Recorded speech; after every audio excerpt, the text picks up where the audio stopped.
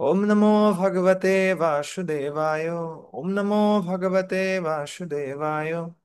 ओम नमो भगवते वासुदेवाय। नमों विश्वपाधाय कृष्णपृष्ठाय भूतले श्रीमते भक्तिवेदांत स्वामिनेति नामिने। नमस्ते सारस्वती देवे गौरवाणी प्रचारिणे निर्विशेष शून्यवादी पश्चात्तदेशतारिणे। जय श्री कृष्ण चैतन्य प्रभु नित्यानंद श्री अद्वैत गदाधर श्रीवासदि गौर भक्त वृंदा। हरे कृष्ण कृष्ण कृष्ण हरे हरे, हरे राम राम राम हरे हरे। हरे कृष्ण। আজকে শিলা প্রভুপাদের 129তম শুভ আবির্ভাব তিথি, নন্দ উৎসবের দিন।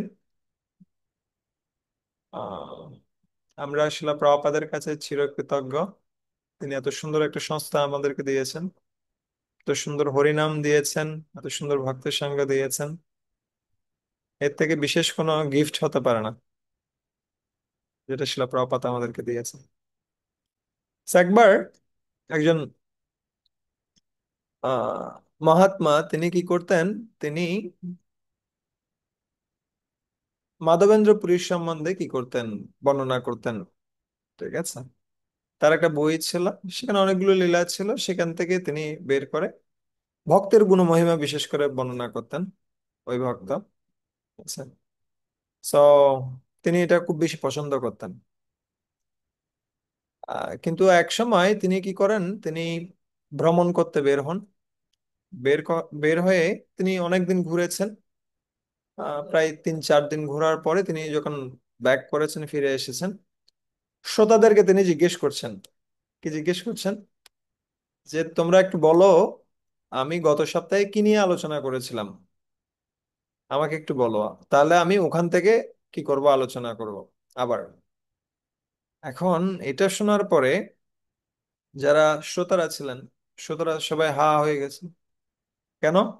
কারণ আমরা এদিক দিয়ে শুনে এদিক দিয়ে বের হয়, কি বলেছে এত কিছু মনে রাখার সময় আছে? কি খেয়েছি এটাই মনে থাকে না। আহ কি শুনেছি এটা তো পরের কথা। এখন শ্রোতাদের মধ্যে কেউ আর বলতে পারে না যে আসলে গত সপ্তাহে কি নিয়ে আলোচনা হয়েছিল।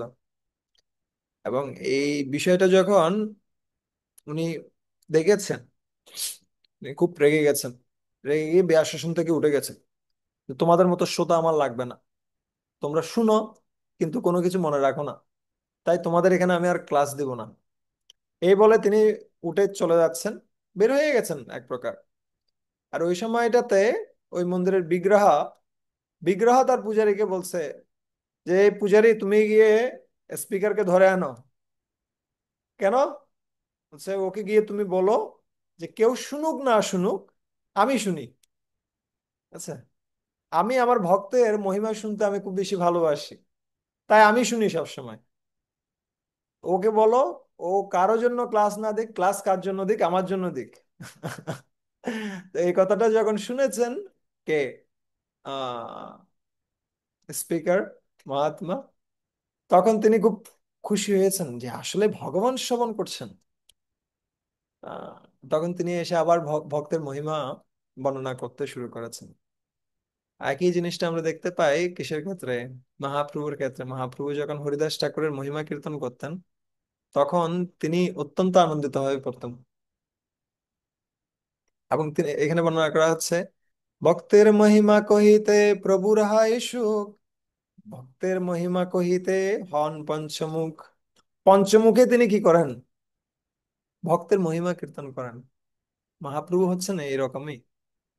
তাই আমরা যখন ভগবানের মহিমা কীর্তন করি তখন ভক্ত খুশি হয়, আর যখন ভক্তের মহিমা কীর্তন করি তখন ভগবান খুশি হন। ঠিক আছে? এবং ভক্তের জীবনের একমাত্র লক্ষ্য হচ্ছে কি করা? ভগবানকে সন্তুষ্ট করা।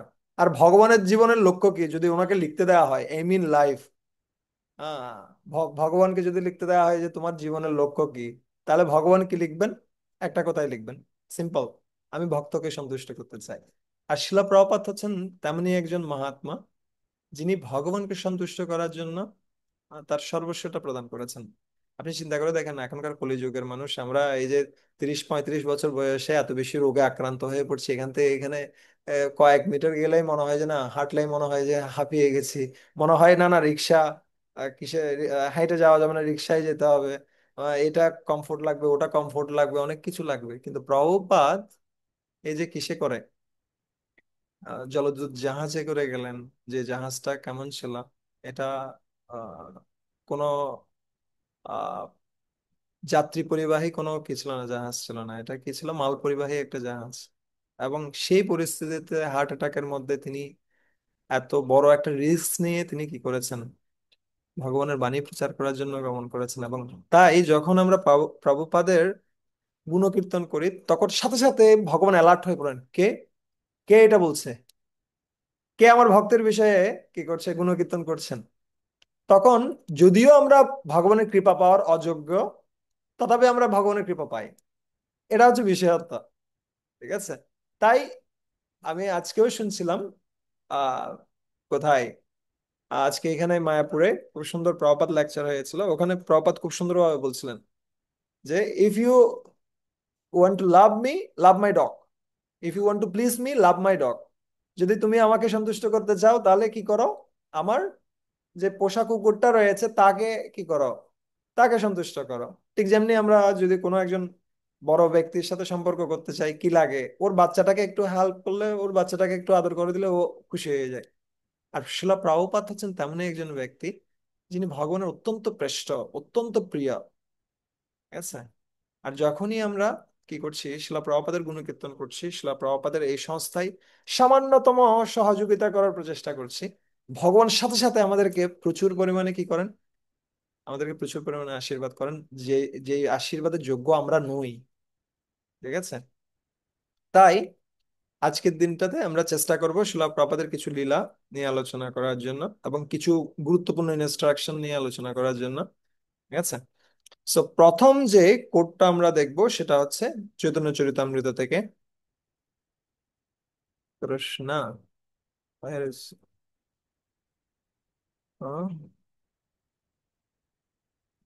কন্টেন্ট অনলি,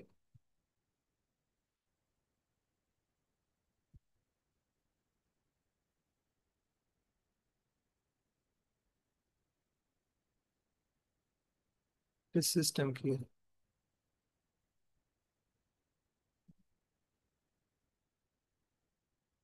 হরে কৃষ্ণ, হরে, হুম,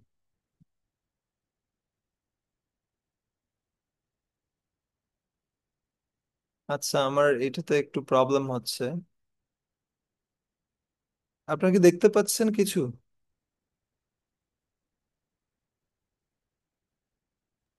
দেখতে পাচ্ছেন? প্রভু, দেখা যাচ্ছে না কিছু। আচ্ছা, ঠিক আছে, যা আছে তাই থাকুক, সমস্যা নেই। আমি একটা কাজ করি। ওকে, এটা আসলে নতুন ভাবে ইয়া করা হয়েছে, সব সেট আপ করা হয়েছে, ওই জন্য কিছু প্রবলেম করছে। আমি যেটা করব, আমি জাস্ট নিজেই পড়ছি, আপনাদের দেখানোর প্রয়োজন নেই, আপনারা বুঝতে পারবেন যখন লীলাগুলো আলোচনা করবো, তখন আমি ভালোভাবে বুঝতে পারবেন সেটা। ঠিক আছে। Where is that small thing? Ah, প্রশ্ন,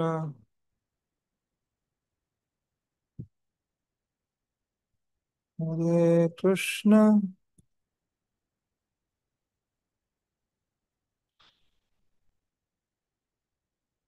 এটা হচ্ছে কত, চৈতন্য চরিতামৃত মধ্যলীলা 25-278। ঠিক আছে।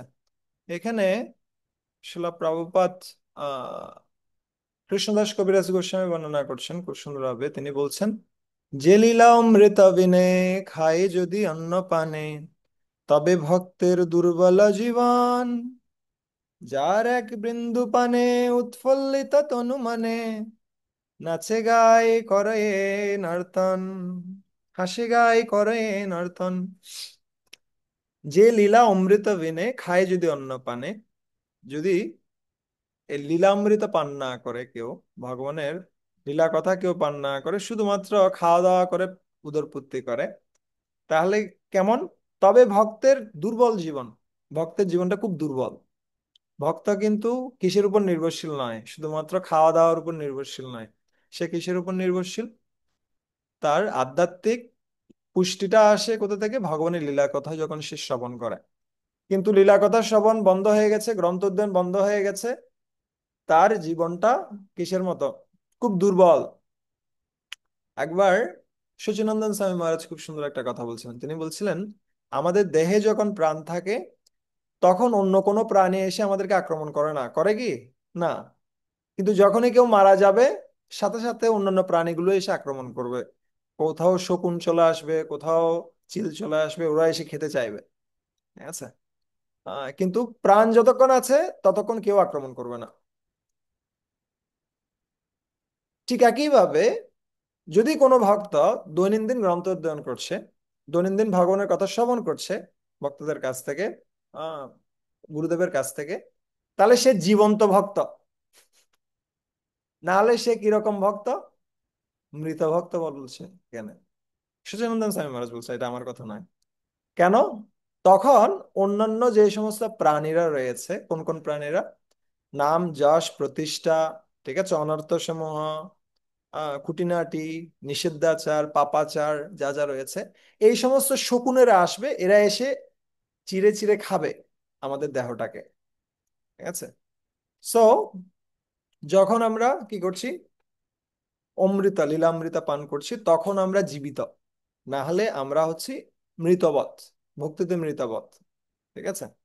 তো প্রভুপাদ এর তাৎপর্যে খুব সুন্দরভাবে একটা কথা বলছেন। তিনি বলছেন যে যে সমস্ত ভক্তরা কৃষ্ণ ভবনামৃত সঙ্গের সাথে যুক্ত রয়েছেন, তাদের কর্তব্য হচ্ছে আমাদের সমস্ত বইগুলো, যে সমস্ত বই আমরা আহ, আহ, রচনা করেছি, বিশেষ করে চৈতন্য চরিতামৃত, শ্রীমদ্ ভাগবত, ভগবত গীতা এবং অন্যান্য গ্রন্থগুলো অবশ্যই অধ্যয়ন করা উচিত। যদি তারা এই গ্রন্থ অধ্যয়ন বন্ধ করে দিয়ে শুধুমাত্র খাওয়া দাওয়া, ঘুমানো, এই সমস্ত কিছুতেই ব্যস্ত থাকে, তাহলে তারা কিছুদিন পরেই কি হয়ে যাবে? তাদের অবস্থান থেকে পতিত হবে। ঠিক আছে? এবং এভাবে তারা একটা যে আনন্দময় জীবন, সে আনন্দময় জীবনের পর্যায় থেকে তারা বঞ্চিত হবে। এটা হচ্ছে চৈতন্য চরিতামৃত 25, মধ্যলীলা 25 অধ্যায় 278 নম্বর শ্লোক। এখানে আমার কম্পিউটার ডিস্টার্ব করছে, যে আমি দেখাতে পারছি না, আমার সেটিংস গুলো ঠিক করতে হবে সবকিছু, এখনো ঠিক হয়নি এটাতে, এই কারণে। তো আপনারা পড়ে নিতে পারেন। প্রভুপাদ এখানে স্ট্রংলি বলছেন, খুব খুব কঠিন ভাবে বলছেন, প্রত্যেক ভক্তের কি করা উচিত? গ্রন্থ অধ্যয়ন করা উচিত। ঠিক আছে? So, আমি আগেও বলেছি, ধরেন প্রভুপাদ যে নিয়ম দিয়েছেন, এখানে বলছেন প্রত্যেক ভক্তের কমপক্ষে 1 থেকে 2 ঘন্টা প্রতিদিন পড়া উচিত। যদি আমরা 1 থেকে 2 ঘন্টা পড়তে পারছি না, তাহলে আমাদেরকে যে 24 ঘন্টা সময় ভগবান দিয়েছেন, 24 ঘন্টা থেকে এক এক ঘন্টা থেকে এক এক মিনিট বের করেন, তাহলে কয় মিনিট হয়? 24 মিনিট হয়। ঠিক আছে? অ্যাটলিস্ট 24 মিনিট গ্রন্থ পড়েন। অথবা আরেকটা কাজ করা যায়, প্রতি বেলায় আপনি, আহ, পুরো দিনে আমরা কয় বেলা প্রসাদ পাই? 3 বেলা প্রসাদ পাই। সো আমরা প্রতি বেলায় 10 মিনিট 10 মিনিট করে গ্রন্থ পড়তে পারি, তাহলে 3 বেলায় 30 মিনিট। প্রসাদ পাওয়ার পরে একটু করে রেস্ট নিতে হয়, স্বাভাবিক। আপনি বজ্রাসনে বসুন, বসে 10 মিনিট গ্রন্থ পড়ুন। ঠিক আছে? যে কোনো ভাবে হোক, যে কোনো পর্যায়ে হোক, আমাদের গ্রন্থ পড়া উচিত প্রত্যেকদিন। এই জন্য একজন ভক্ত, আমাদের কে, ভক্তি ভক্তি প্রচার পরিব্রাজক মহারাজ, উনি খুব সুন্দর একটা কথা বলছিলেন। উনি বলছিলেন যে আমাদের আহ চৈতন্য মহাপ্রভু, তিনি তার যে প্রেম, সেটা কোথায় রেখে গিয়েছিলেন? সেটা পদ্মায় রেখে গিয়েছিলেন। আর শিল প্রভুপাদ, তিনি তার প্রেম কোথায় রেখে গিয়েছেন? তার গ্রন্থের মধ্যে রেখে গিয়েছেন। তাই শিল প্রভুপাদের সবচেয়ে গুরুত্বপূর্ণ যে ইনস্ট্রাকশন, তার মধ্যে প্রথমটা হচ্ছে 16 মালা জপ করা। দ্বিতীয় পর্যায়ে যদি আমরা চিন্তা করতে চাই, তাহলে আমাদের ভালোভাবে তার গ্রন্থগুলো অধ্যয়ন করা উচিত। যেহেতু 16 মালাটা আমাদের কিসের মধ্যে আছে? গুরুদেব যে কি প্রতিজ্ঞা করিয়েছে দীক্ষার সময়, তার মধ্যে আছে। তাই 16 মালাটা টেনে টুনে হলে হয়ে যায়, কিছু হচ্ছে না। 16 মালাটা কোনো রকমে টেনে টুনে হয়ে যায়, কেন? প্রতিজ্ঞা করা আছে। কিন্তু কেন গ্রন্থ অধ্যয়নটা হয় না? কারণ প্রতিজ্ঞা নাই। সামনে দেখবেন এরকম প্রতিজ্ঞা চলে আসতেছে। সামনে যে সমস্ত গুরুবর্গরা, বড় গুরুবর্গ কি দিবেন, দীক্ষা দিবেন, 16 মালা জপের সাথে সাথে এটাও দিয়ে দিয়েছেন দেখেন। সো প্রভুপাদ একবার কি করছেন, একটা ভক্ত শিলা প্রভুপাদের কাছে এসে বলছেন আমার একটা প্রশ্ন রয়েছে। আহ প্রশ্নটা করলেন, প্রশ্নটা করার পরে প্রভুপাদ বললেন তোমার যা প্রশ্ন রয়েছে সব প্রশ্নের উত্তর আমার গ্রন্থের মধ্যে আছে। তুমি আমার গ্রন্থ পড়ো, খালি গ্রন্থ বিতরণ করলে হবে না, গ্রন্থ পড়তে হবে। তুমি গ্রন্থ পড়ো তাহলে সব প্রশ্নের উত্তর পেয়ে যাবে। আমার কাছ থেকে এসে জিজ্ঞেস করতে হবে কেন, এটা কি ওটা কি ওটা কি, গ্রন্থের ভিতরে আছে, আগে পড়ো। তো ওই সময়টাতে পুষ্ট কৃষ্ণ মহারাজ ছিলেন। উনি প্রপাতকে বলছেন প্রপাত আসলে প্রশ্নটা ওর নয়, প্রশ্নটা আরেকজন ওকে করেছে। ও জাস্ট আপনার কাছ থেকে জিজ্ঞেস করে নিতে চাচ্ছে আর কি, আপনার কাছ থেকে একটা কনফার্মেশন চাচ্ছে, ওই জন্য আপনার কাছ থেকে জিজ্ঞেস করছে। আপনি আনসার দিলে ভালো হয়। পুষ্টিকৃষ্ণ মহারাজ কি করছেন, একটু হেল্প করছেন ভক্তটাকে। তখন প্রভুপাদ পুষ্টিকৃষ্ণকে মহারাজকে বলছেন যে ও তোমাকে বোকা বানাতে পারে, কিন্তু আমাকেও বোকা বানাতে পারবে না। তুমি বোকা হয়ে যেতে পারো ওর কথায়। কিভাবে ও বলল, প্রশ্নটা অন্যজনের, প্রশ্ন অন্যজনের হোক প্রশ্ন ওর হোক, সবার গ্রন্থ পড়া উচিত। গ্রন্থ না পড়ে যে সমস্ত ভক্তরা মানে মুভমেন্টে আছে, দেখা যাবে ছোটখাটো একটা ঝামেলা আসবে, সাথে সাথে ভিত্তি নড়ে যাবে। তাই আমরা গ্রন্থ পড়ে ভক্তিতে আসি অথবা অন্য কিছুর মাধ্যমে ভক্তিতে আসি, গ্রন্থ কিন্তু পড়তে হবে ভক্তিটা টিকিয়ে রাখতে হলে। অন্য কোনো ওয়ে নেই, অন্য কোনো উপায় নেই। Books are the basis. ঠিক আছে, যদি ভিত্তিটা ঠিক না থাকে, আপনি যত বড় বড় বিল্ডিং বানান, খুব শীঘ্রই সেটা ধসে পড়বে যখন কোনো একটা সমস্যা আসবে। তাই শিলা প্রভুপাদের এই আবির্ভাব তিথিতে আমাদের কমপক্ষে একটা কি নেওয়া উচিত, আমাদের একটা প্রতিজ্ঞা নেওয়া উচিত। আমি কমপক্ষে এই যে 10 মিনিট, কমপক্ষে 20 মিনিট, কমপক্ষে 30 মিনিট আমি প্রতিদিন গ্রন্থ পড়বো। রাত্রে ঘুমানোর আগে হলো বইটা নিয়ে কিছুক্ষণ পরে, দেখবেন ঘুমটাও খুব ভালো হবে। অনেকে ঘুমের বড়ি খেয়ে ঘুমাতে পারে না, আপনি জাস্ট বইটা নেন, দেখবেন যে ঘুম চলে আসছে। কিন্তু গ্রন্থ অধ্যয়নের উদ্দেশ্য ঘুমানা নয়, কিন্তু এটা অটোমেটিক আসবে। ঠিক আছে। সো এটা ছিল আমাদের প্রথম ইনস্ট্রাকশন শিলা প্রভুপাদের, যে প্রভুপাদ বলছেন যদি তারা গ্রন্থ না পড়ে তাহলে খুব শীঘ্রই অধঃপতিত হবে তার অবস্থান থেকে। ঠিক আছে। দ্বিতীয় আহ যে কি রয়েছে ইনস্ট্রাকশন আমরা আজকে আলোচনা করতে চাচ্ছি, সেটা হচ্ছে মনোভাব। ঠিক আছে। প্রভুপাদ কোথায়, আচ্ছা আমি ডকুমেন্টসটাও আমি শেয়ার করতে পারছি না, কি কারণে কি হয়েছে। Simple, I made a document here. এটা দেখা যাচ্ছে সুমন প্রভু?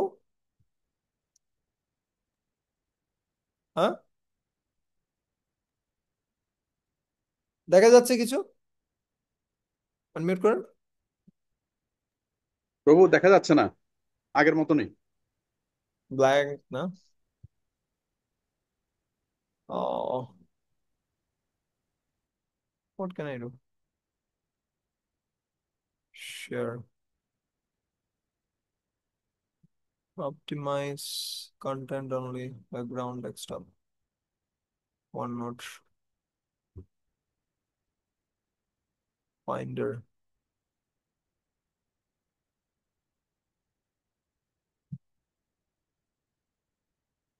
আচ্ছা, যাই হোক, আমি ইয়স্য ইয়দ্দৈব বিহিতম সতেন সুখ দুঃখয়। যা ভাগ্যে রয়েছে সেটার বিপরীতে কাজ করলে হবে না। যাই হোক, আজকের দিনটা এরকমই। আবার প্রভুপাদ নেক্টার অফ ইনস্ট্রাকশন বা উপদেশামৃতের প্রথমেই বলছেন কৃষ্ণ ভাবনার ভক্তদের প্রগতি নির্ভর করছে তাদের মনোভাবের উপর। ঠিক আছে, আমাদের মনোভাবের উপরে আমাদের প্রগতি নির্ভর করছে। তাই সার্ভিস অ্যাটিটিউডটা সার্ভিসের চেয়েও বেশি গুরুত্বপূর্ণ। আমাদের সেবা মনোবৃত্তিটা সেবার চেয়েও বেশি গুরুত্বপূর্ণ। কেন? সেবা চেঞ্জ হবে বিভিন্ন পরিস্থিতিতে, সেবা বাধাপ্রাপ্ত হতে পারে। এবং আপনি যখন বৃদ্ধ বৃদ্ধাবস্থা প্রাপ্ত হবেন, যখন ইন্দ্রিয়গুলো সম্পূর্ণরূপে কি হয়ে আসছে, শিথিল হয়ে আসছে, সম্পূর্ণরূপে দুর্বল হয়ে আসছে, সেই সময়টিতে আপনি কিছুই করতে পারবেন না। কিন্তু আপনার এই সেবা মনোবৃত্তি যদি থাকে, সমস্ত বাধা বিপত্তি উতরিয়েও আমরা কি করতে পারি? আমরা আমাদের যে সেবা সমূহ, আমাদের যে ভক্তি, আমরা চালিয়ে যেতে পারি। আহ, তাই অ্যাটিটিউড, এবং সেই অ্যাটিটিউডটা কেমন হওয়া উচিত? সেই মনোভাবটা কেমন হওয়া উচিত? একজন বিনীত সেবকের মনোভাব। আমরা প্রকৃতপক্ষে কর্তা নই, কর্তা আছেন ভগবান, এবং গুরুদেবের নির্দেশ অনুসারে আমরা চেষ্টা করছি আমরা সর্বোচ্চ প্রচেষ্টা করার, গুরুদেবের বৈষ্ণবদের সন্তুষ্টি বিধানের জন্য। আহ, জীব শুধুমাত্র ইচ্ছা করতে পারে, বাকিটা কে তৈরি করে, আয়োজন করে? ভগবান সেটাকে অনুমোদন করে, আর প্রকৃতি সেটাকে কি করে, আয়োজন করে। ঠিক আছে? কিন্তু ইচ্ছাটা কে করে? ইচ্ছার মালিক হচ্ছে কে? জীব। ঠিক আছে? তাই আমাদের প্রথম থেকেই মনোভাবটা খুব ভালোভাবে গঠন করাটা খুব গুরুত্বপূর্ণ। মনোভাবটা কেমন মনোভাব হবে? সেটা বিনয়ী সেবকের মনোভাব হবে। আচ্ছা। আহ, অনেক সময় আমরা হয়তো অনেক কিছু করে ফেলছি, কিন্তু সেটার যদি উদ্দেশ্যটা অন্য কিছু থাকে, তাহলে সেটা গোড়ায় গলদ। ধরেন আমি কোনো একটা সেবা করছি, কিন্তু উদ্দেশ্যটা হচ্ছে, না আমি দেখাতে চাই, উদ্দেশ্যটা হচ্ছে আমি কিছু মানযশ প্রতিষ্ঠা প্রাপ্ত হতে চাই, তাহলে প্রবলেমটা গোড়ায়। এবং আপনি যত কিছুই করেন, ওটার ফলটা খুব ভালো হবে না। অবশ্য এটাও ঠিক, যদি কেউ সেবায় লেগে থাকে একটা সময়ে তার মনোভাবটা পরিবর্তিত হয়। কিন্তু যদি ভালো মনোভাব নিয়ে আমরা প্রথম থেকেই করতে পারি, তাহলে কত ভালো রেজাল্ট হবে, এটা চিন্তার অতীত। হুম। ইয়েস। সো প্রভুপাদ একবার তিনি কি করছিলেন, তিনি সম্ভবত ফ্রান্সে তিনি ক্লাস প্রদান করছিলেন। এবং যখন ক্লাস প্রদান করছেন, সেই সময়টিতে তিনি বর্ণাশ্রম নিয়ে কথা বলছেন, যে ব্রাহ্মণ হচ্ছে ফার্স্ট ক্লাস, তারপর ক্ষত্রিয় হচ্ছে সেকেন্ড ক্লাস, বৈশ্য হচ্ছে থার্ড ক্লাস, আর শূদ্র হচ্ছে ফোর্থ ক্লাস, এভাবে বর্ণনা করছেন। সো ওখানে একজন দর্শনার্থী, তিনি খুব রেগে গেছেন। তিনি হঠাৎ দাঁড়িয়ে গিয়ে প্রভুপাদকে জিজ্ঞেস করছেন, আপনি যে কিসে বসে, বেয়াসনে বসে, এত বড় একটা বেয়াসন তো বলতে পারছে না, ও বলছে এত বড় একটা কিসে সিটে বসে আমাদেরকে বিশাল বিশাল উপদেশ দিচ্ছেন, আপনি আপনি কোন ক্লাস? আপনি কি ফার্স্ট ক্লাস? হ্যাঁ? আপনি কি মনে করেন আপনি ফার্স্ট ক্লাস, আর আমরা সব হচ্ছে third class fourth class public? হ্যাঁ? আপনাকে এই অধিকার কে দিয়েছে? আপনি কোন ক্লাসের এটা বলেন? এভাবে প্রশ্ন ছুড়ে দিয়েছে শিলা প্রভুপাদ।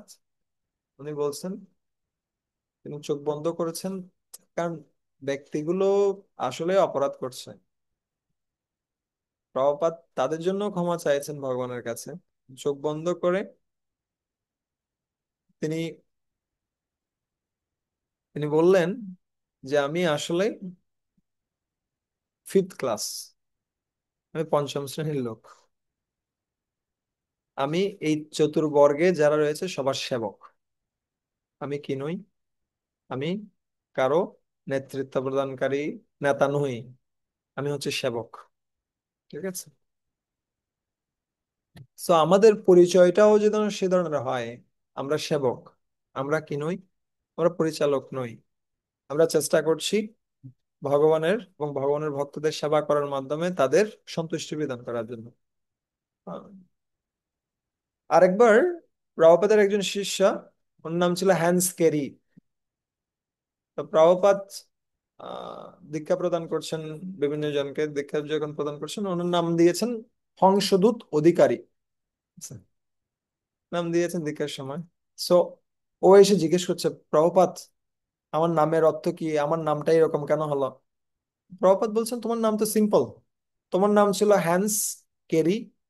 So আমি জাস্ট হ্যান্সের সাথে কি লাগিয়ে দিয়েছি, দুধ লাগিয়ে দিয়েছি। হং, হ্যান্স ছিল দুধ, হাংস দুধ। ঠিক আছে? আর ক্যারি ছিল, ক্যারির আগে অধি লাগিয়ে দিয়েছি, অধিকারী, হংসদূত অধিকারী। এ হা হয়ে গেছে। So, এটা কি হলো প্রভুপাদ, যে সবাই সুন্দর সুন্দর নাম পেলো, আমি কোনো নাম পেলাম না। আমার নামটা আগের নাম, সেই যে নামটা দিয়ে সবাই ঠাট্টা মশকারি করে, সেই নামটাই রয়ে গেল। আমার তো কোনো নতুন নাম হলো না, সবার কত সুন্দর সুন্দর নাম হচ্ছে। আমার কোনো নতুন নাম হলো না। তো জিজ্ঞেস করছে, প্রভুপাদ, হংসদূত শব্দের অর্থ কি? তখন প্রভুপাদ বলছেন, ভাগবতম পড়ো, জেনে যাবে। ভাগবতম থেকে জানবে তুমি, পড়ো। পড়ছেন পড়ছেন পড়ছেন, কিন্তু কোথাও তিনি পাচ্ছেন না আসলে হংসদূতের অর্থ কি। তো তো অনেকদিন পরে আবার প্রভুপাদ যখন দীক্ষা দিচ্ছেন, সেই সময়টাতে অনেক ভক্তদের তিনি নামের ব্যাখ্যা করছেন। গর্গমুনি কে ছিলেন, গর্গমুনি যখন নাম দিচ্ছিলেন, কীর্তনানন্দ কে ছিলেন, নাম, প্রত্যেকটা নামের অর্থ ব্যাখ্যা করছেন। আহ, কিন্তু হংসদূত প্রভু গিয়ে জিজ্ঞেস করছেন, হংসদূত কে? প্রভুপাদ বলছেন, কেন তুমি? উনি চিন্তা করছিলেন যে কোনো একটা কি পৌরাণিক কাহিনী রয়েছে, ভাগবতমের কোনো কাহিনী যেখানে হংসদূত রয়েছে। সো মানে আবার কি হয়ে গেছেন, হতাশ হয়ে গেছেন। উনি চিন্তা করছিলেন হয়তো নামের অর্থটা বলবেন। তো প্রভুপাদ খুব স্ট্রংলি বললেন যে নামটা কি রয়েছে সেটা গুরুত্বপূর্ণ নয়, কিন্তু নামের শেষে কি রয়েছে, দাস রয়েছে। এই দাস শব্দটা সবচেয়ে বেশি গুরুত্বপূর্ণ। ঠিক আছে, আমাদের নাম যাই হোক, কিন্তু নামের পাশে যে দাসটা রয়েছে সেটা হচ্ছে গুরুত্বপূর্ণ। আচ্ছা, আর যাই থাকুক না থাকুক, আমাদের এটা মনে রাখা উচিত যে আসলে আমরা দাস, আমরা কি নই, আমরা বস নই। ঠিক আছে। সো এটা ছিল মনোভাব। আমাদের মনোভাবটা কেমন হওয়া উচিত? আমাদের মনোভাবটা হবে সবসময় একজন বিনীত সেবকের মনোভাব। এটা আমি বলছি, কিন্তু আমার মনোভাবটা এরকম নয়। আমি চেষ্টা করছি কি করার জন্য, এটাকে অ্যাপ্লাই করার জন্য জীবনে। সো আপনাদের আশীর্বাদ প্রয়োজন। তৃতীয়, সো দ্বিতীয় বিষয়টা কি বললাম, আমরা মনোভাব। আমাদের মনোভাবটা কেমন হবে? আমাদের মনোভাবটা হবে একজন বিনীত সেবকের মনোভাব। তৃতীয় যে বিষয়টা, সেটা হচ্ছে কি, ভক্তিযোগে উন্নতি। আচ্ছা, সো এটা এটা চৈতন্য চরিতামৃতের প্রথম স্কন্দের সপ্তম অধ্যায়ের 91 নম্বর শ্লোক। এখানে আহ মহাপ্রভু যখন ঈশ্বরপুরীর কাছ থেকে দীক্ষা প্রাপ্ত হয়ে তিনি যখন নদীয়াতে এসেছিলেন, সে সময়টাতে তিনি কখনো হাসছেন, কখনো গাইছেন, কখনো নৃত্য করছেন, এই ধরনের পরিস্থিতি। তো তিনি গিয়ে কাকে জিজ্ঞেস করছেন, আহ শ্রীবাস ঠাকুরকে গিয়ে জিজ্ঞেস করছেন, শ্রীবাস, আমার এই অবস্থা কেন? আমি আমি কখনো গাইছি, কখনো নাচছি, কখনো ইয়া করছি, আমার আমার আমার একটা বিশাল একটা রোগ হয়ে গেছে। সবাই বিভিন্ন জন বিভিন্ন রকমের কি দিচ্ছেন, ওষুধ দিচ্ছেন, এই বলছে এটা করো, ও বলছে ওটা করো, ও বলছে এটা করো, কিন্তু আমার এই রোগটা তো খুব খুব কঠিন রোগ হয়ে গেছে, যে আসলে আমি কখনো হরিনাম করতে করতে আমি নাচছি, গাইছি, আমার কোনো কিছু ঠিক নেই, এটা কি হবে? সবকিছু শুনে শ্রীবাস ঠাকুর বলছেন, খুব গম্ভীর হয়ে গেছেন শ্রীবাস ঠাকুর। শ্রীবাস ঠাকুর গম্ভীর হয়ে তারপরে বলছেন যে এটা আসলেই খুব কঠিন একটা রোগ, এর মতো রোগ সারা জগতে খুঁজে পাওয়া যাবে না, খুব কঠিন একটা রোগ, কিন্তু এই রোগটা আমি চাই। যদি তোমার সুযোগ থাকে তাহলে এই রোগটা আমার কাছেও দিয়ে দাও। তখন মহাপ্রভু মহাপ্রভুকে শ্রীবাস ঠাকুর বলছেন যে তোমার এই রোগের বিচার সবাই করতে পারবে না, তুমি একটা কাজ করবে, প্রতিদিন রাত্রে আমার অঙ্গনে চলে আসবে। আমার অঙ্গনে এসে আমরা একসাথে মিলে, যারা যারা তোমার এই রোগটা বুঝতে পারবে, সেই সমস্ত ব্যক্তিরা মিলে কি করবে, আহ আহ কীর্তন নৃত্য আমরা করব একসাথে। তখন আর কোনো প্রবলেম হবে না, তখন আর কেউ বুঝতে পারবে না। ঠিক আছে। তো মহাপ্রভু নিত্য কীর্তন করছেন, কিন্তু একটা পর্যায়ে গিয়ে মহাপ্রভু তার গুরুদেবের কাছে গিয়ে জিজ্ঞেস করছেন যে গুরুদেব, কি হবে গতি? আপনি যে হরিনাম আমাকে দিয়েছেন, সেই হরিনাম করতে করতে আমি কখনো নাচছি, গাইছি, আমি আমার কি হবে? তখন কে, ঈশ্বরপুরী পাদ, তিনি খুব সুন্দরভাবে একটা কথা বলছেন। তিনি বলছেন, ভালো হইল পাইলে তুমি পরম পুরুষার্থ, তোমার প্রেমেতে আমি হইলাম কৃতার্থ। আবার বলছি আমি, ভালো হইল পাইলে তুমি পরম পুরুষার্থ, তোমার প্রেমেতে আমি হইলাম কৃতার্থ। ঈশ্বরপুরী বলছেন তুমি যে প্রেম পেয়েছো ভগবানের প্রতি, শুদ্ধ কৃষ্ণ প্রেম যে তুমি প্রাপ্ত হয়েছেন, তাতে আমি কৃতার্থ, আমার আর কিছু লাগবে না। আমি অত্যন্ত কৃতার্থ। আমি আমি অত্যন্ত কৃতার্থ। আমি যে তোমার মতো শিষ্য আমি প্রাপ্ত হয়েছি। প্রভুপাদ তাৎপর্য খুব সুন্দরভাবে বলছেন, the spiritual master is not actually happy if the disciple brings him money. যখন শিষ্য টাকা নিয়ে আসবে গুরুদেবের কাছে, তখন গুরুদেব প্রকৃতপক্ষে সন্তুষ্ট হন না। But when he sees that a disciple is following the regulative principles and advancing in a spiritual life, he is very glad and feels obliged to such an advanced disciple. কিন্তু যখন গুরুদেব দেখেন যে শিষ্য যে সমস্ত কি রয়েছে, রুলস রেগুলেশন রয়েছে, সেগুলো খুব ভালোভাবে পালন করছে এবং ভক্তিতে এগিয়ে যাচ্ছেন, তখন গুরুদেব অত্যন্ত সন্তুষ্ট হন। ঠিক আছে? তো গুরুকে সন্তুষ্ট করার সবচেয়ে সহজ পন্থা হচ্ছে কি করা? ভক্তিতে অগ্রগতি করা। আর ভক্তিতে অগ্রগতির জন্য অন্যতম গুরুত্বপূর্ণ একটা অঙ্গ হচ্ছে কি করা? খুব ভালোভাবে রুলস রেগুলেশন গুলো পালন করা। রুলস হচ্ছে কি? আমরা এই 16 মালা ভালোভাবে জপ করা, আহ, এই 4টা বিধিনিষেধ পরিত্যাগ করা, ভালোভাবে পালন করা। ঠিক আছে? এই জিনিসগুলো যদি আমরা খুব ভালোভাবে করছি, আর আমরা স্বতঃস্ফূর্তভাবে ভগবানের সেবা করছি, তাহলে আমরা ভক্তিতে এগিয়ে যাচ্ছি। ঠিক আছে? সো গুরুদেবকে যদি আমরা সন্তুষ্ট করতে চাই, কি প্রয়োজন? কোনো অর্থ দিয়ে বা কোনো ম্যাজিক দেখিয়ে বা কোনো প্রকার কি দেখিয়ে, আহ ধন জন বা প্রতিষ্ঠা, যা যা কিছু রয়েছে, এগুলো কোনো কিছু দিয়ে গুরুদেব সন্তুষ্ট হবেন না। গুরুদেব কি দিয়ে সন্তুষ্ট হবেন? গুরুদেব সন্তুষ্ট হবেন যখন আমরা ভালো ভক্ত হব। তাই প্রভুপাদ বারবার করে কিন্তু বলছেন, আহ, যে আমি চাই আমার অনুগামীরা যেন শুদ্ধ ভক্ত হয়। কোথায় কোথায় বলছেন প্রভুপাদ? আপনি যখন ভগবত গীতা পড়বেন, ভগবত গীতার মুখবন্ধে প্রভুপাদ লিখছেন, আমার এই ভগবত গীতা পড়ে যদি একজন মাত্র ব্যক্তিও ভগবানের শুদ্ধ ভক্ত হয়, তাহলে আমি মনে করব আমার এই প্রয়াস সফল। কিন্তু সে একজন ব্যক্তিটাকে, সে একজন ব্যক্তিটা আমি, আমাকে বলছেন প্রভুপাদ। এটা এমন নয় যে যে আমরা চিন্তা করবো, আরে ইতিমধ্যে তো অনেক শুদ্ধ ভক্ত আছে, এই যে গৌর গোবিন্দ মহারাজ আছে, এই যে জয়পতাকা মহারাজ আছে, এই রাধানাথ মহারাজ আছে, এই যে কে ভক্তি চারু মহারাজ আছে, এরা সবাই শুদ্ধ ভক্ত, প্রভুপাদের কাজ হয়ে গেছে না। প্রভুপাদ কি চান? প্রভুপাদ আমাকে শুদ্ধ ভক্ত করতেছেন। আমি, আমার জন্য লিখেছেন প্রভুপাদ এই গ্রন্থ। ঠিক আছে? সো আমাদের সেভাবে মনে করা উচিত যে আসলে প্রভুপাদ চান আমি আমি যেন শুদ্ধ ভক্ত হই। একই জিনিসটা আমরা দেখতে পাই চতুর্থ স্কন্ধে, যখন ধ্রুব মহারাজ যখন ভগবত ধামে ফিরে যাচ্ছিলেন, সে সময়টাতে তিনি হঠাৎ করে মনে করলেন যে আমি তো ফিরে যাচ্ছি ভগবত ধামে, কিন্তু এটার কৃতিত্ব হচ্ছে আমার মা। আমার মা আমাকে অনুপ্রেরণা দিয়েছেন। মায়ের কারণে আমি বিষ্ণু ভক্তি করতে পেরেছি এবং ভগবত ধামে যেতে পারছি শুধুমাত্র আমার মায়ের কারণে। তো আমার মা যদি ভগবত ধামে না যায়, আমি কিভাবে যেতে পারি? ঠিক আছে? সেইভাবে যখন চিন্তা করছেন, সাথে সাথে কে দেখিয়ে দিচ্ছেন, বৈকুণ্ঠ দূতেরা সাথে সাথে দেখিয়ে দিলেন, দেখুন আপনার মা আপনার আগেই কোথায় যাচ্ছেন, ভগবত ধামে যাচ্ছেন, আগের প্লেনটাতে। ওখানে প্রভুপাদ তাৎপর্য লিখছিলেন, প্রভুপাদ খুব সুন্দরভাবে লিখছিলেন। আহ ইয়েস, প্রভুপাদ খুব সুন্দরভাবে লিখছিলেন যে আমি বিভিন্নভাবে পঙ্গু, কিন্তু আমার শিষ্য প্রশিষ্যদের মধ্যে যদি কোনো একজন ব্যক্তি শুদ্ধ ভক্ত হয়, তাহলে তার কৃপাতে আমি কি হতে পারবো?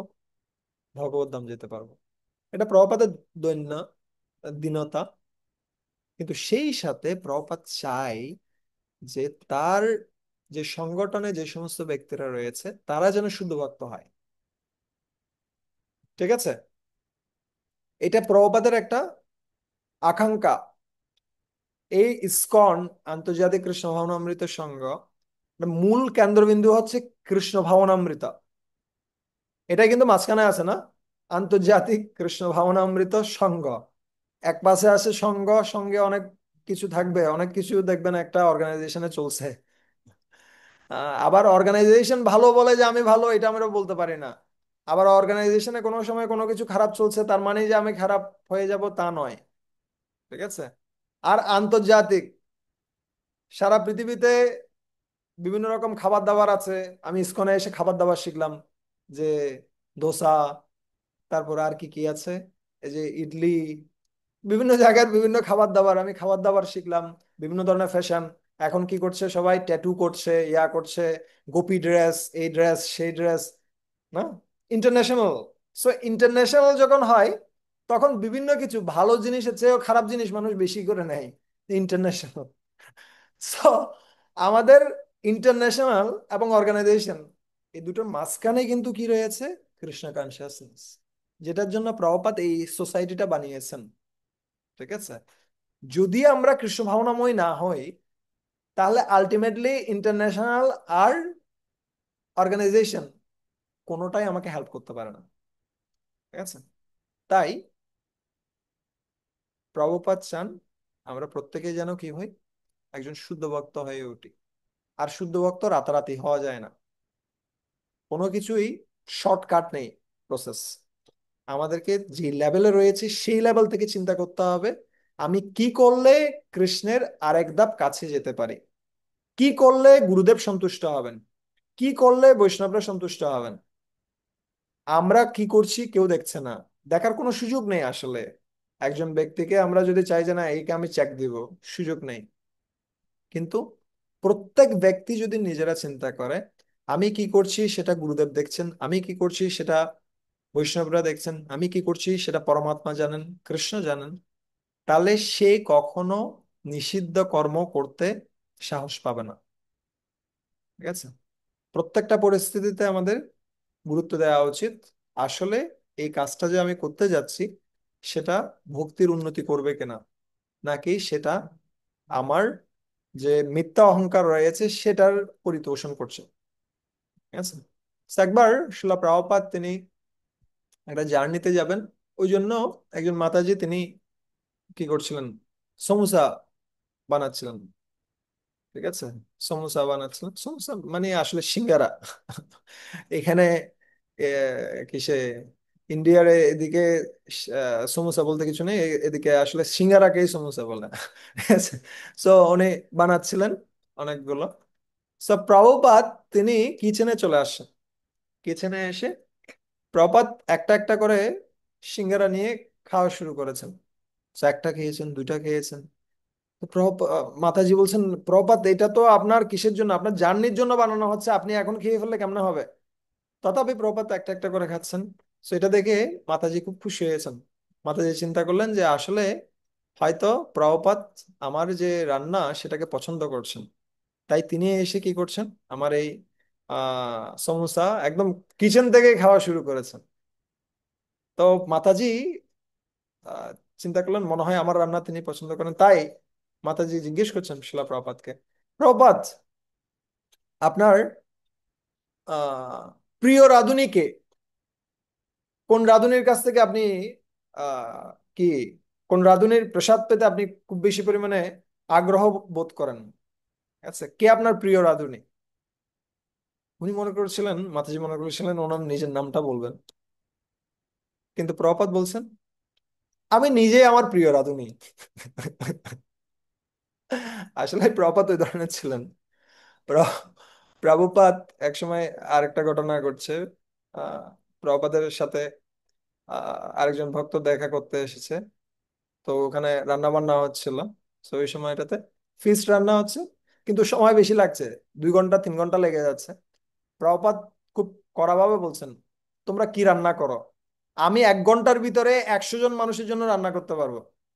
তখন অন্য ভক্তটা বলছেন, 100 জন মানুষের জন্য কি রান্না করবেন আপনি 1 ঘন্টার ভিতরে, মনে হয় খিচুড়ি রান্না করবেন।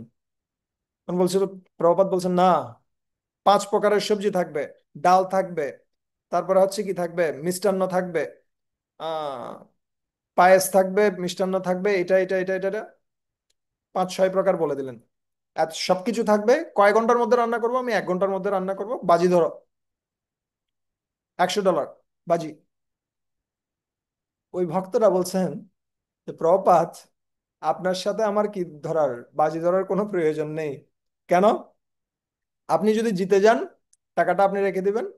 আর যদি হেরে যান, আপনি বলবেন টাকাটা ডোনেট করে দেন। উভয় ক্ষেত্রে আমি কি হয়ে যাব? আমি হেরে যাব।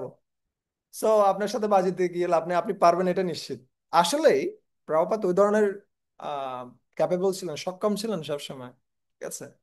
প্রভুপাদ একা কি করেছেন, এতগুলো ব্যক্তির জন্য রান্না করা, তাদেরকে প্রসাদ পাওয়ানো, সমস্ত কিছু এ টু জেড সবকিছু তিনি করেছেন। শিলা প্রভুপাদের সে ধরনের ক্ষমতা ছিলেন। সো প্রভুপাদ এখানে বর্ণনা করছেন কি, আমি আমার প্রিয় রাধুনী, আমার অন্য কোনো প্রিয় রাধুনী নেই। তো প্রভুপাদ এখানে যে বিষয়টার উপর গুরুত্ব দিতে চাইছিলেন, সেটা হচ্ছে কি, আমরা সেবা করছি ঠিক আছে, কিন্তু সেবা থেকেও আমরা যে সেবা করছি, সেবার উদ্দেশ্যটা ছিল কি করা, গুরুদেবকে সন্তুষ্ট করা। কিন্তু সেখান থেকে কি গ্রহণ করা নয়, সেখান থেকে ক্রেডিট গ্রহণ করা নয়। যেটা শুদ্ধ ভক্তির যে স্ট্যান্ডার্ড, সেখান থেকে কি করে আমাদেরকে দূরে সরিয়ে দেয়। শুদ্ধ ভক্তির স্ট্যান্ডার্ড হচ্ছে কি, আহ অহৈতুকী অপ্রতিহতা, অথবা অন্যাভিলাষিতা শূন্যম জ্ঞান কর্মাত আদি অনাবৃতম আনুকূল্যেন কৃষ্ণ অনুশীলনম ভক্তির উত্তম। ঠিক আছে। কৃষ্ণ ভক্তির অনুকূলে কার্য করা, জ্ঞান কর্ম আদির দ্বারা কি হয়ে নয়, আবৃত্ত হয়ে নয়, সম্পূর্ণরূপে ভগবানের সন্তুষ্টির জন্য কাজ করাটাই হচ্ছে কি শুদ্ধ ভক্তি। ঠিক আছে। যেটা অহৈতুকী হবে, যেটার কোনো হেতু নেই, শুধুমাত্র ভগবানের সন্তুষ্টি হচ্ছে হেতু, আর অপ্রতিহতা, কোনো পরিস্থিতিতে সেটা বন্ধ হয়ে যাবে না। কেউ মারা গেল, কোনো অবস্থা খারাপ হয়ে গেল, টাকা পয়সা লস হয়ে গেল, না কোনো পরিস্থিতিতে সেটা বন্ধ হবে না। সেটা হচ্ছে কি শুদ্ধ ভক্তি। আর শিলা প্রপাত চান ইসকনের প্রত্যেকটা ব্যক্তি যেন কি হয়, শুদ্ধ ভক্ত হয়। ঠিক আছে। তো এইটা ছিল আমাদের তৃতীয় বিষয়। আমরা জাস্ট পাঁচটা বিষয় নিয়ে আলোচনা করবো, আমরা 10টাতে যাচ্ছি না। চতুর্থ যে বিষয়টা, সেটা হচ্ছে কি ডিসিপ্লিন। যদিও ডিসিপ্লিন ইতিমধ্যে আসছে, আবারও আসতেছে। সেটা হচ্ছে কি? শৃঙ্খলা। যদি আমরা উন্নতি করতে চাই যে কোনো বিষয়ে, শৃঙ্খলাটা খুব বেশি গুরুত্বপূর্ণ। ঠিক যেমনি আমরা দেখতে পাই আহ কিসের ক্ষেত্রে, যারা সিঙ্গার, যারা গান গায়, তারা কিন্তু আইসক্রিম খাবে না। আচ্ছা, যারা পাইলট, তারা ড্রিঙ্ক করবে না। প্রত্যেকটা ক্ষেত্রে আহ যারা কি থাকবে, এ ধরনের প্রত্যেকটা জায়গায় দেখবেন কিছু না কিছু নিয়ম নীতি সবাইকে কি করতে হয়, পালন করতে হয়। ঠিক একইভাবে যদি আমরা কৃষ্ণ ভাবনায় উন্নতি করতে চাই, তাহলে আমাদের অবশ্যই কি প্রয়োজন, কিছু শৃঙ্খলা স্বেচ্ছায় পালন করা উচিত। এটা কোথায় বলছে? উম শ্রীমদ্ ভাগবত প্রথম স্কন্ধ পঞ্চম অধ্যায় 24 নম্বর শ্লোক। এটা হচ্ছে নারদ মুনির কাহিনী। নারদ মুনি, তিনি যদিও বাচ্চা ছেলে ছিলেন, তার মা দাসী ছিলেন। মা কি করতেন, ভক্তি বেদান্তদের সেবা করতেন। আর ভক্তি বেদান্তদের যখন সেবা করতেন, ভক্তি বেদান্তরা অত্যন্ত সন্তুষ্ট হয়েছে। আর বাচ্চা হয়ে নারদ মুনি, তিনিও গিয়ে ভক্তি বেদান্তদের সেবা করতেন, মহান ভক্তদের তিনি সেবা করতেন। এবং এভাবে কি হলো, সে সমস্ত ভক্তরা তারা